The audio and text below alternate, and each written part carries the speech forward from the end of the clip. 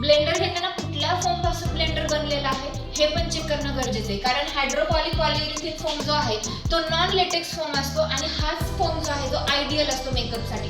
कारण जो latex foam आहे, लेटेक्स म्हणजे काय तर विशिष्ट रबर असतं, त्या रबरापासून जो बनवलेला जो ब्युटी ब्लेंडर आहे ना तो फक्त प्रोडक्ट आतमध्ये खेचून घेण्याचं काम करतो, जो हा आहे ह्याची तुम्ही हे बघू शकता, जे मी दाबलं तर रबरासारखं हे हार्ड आहे.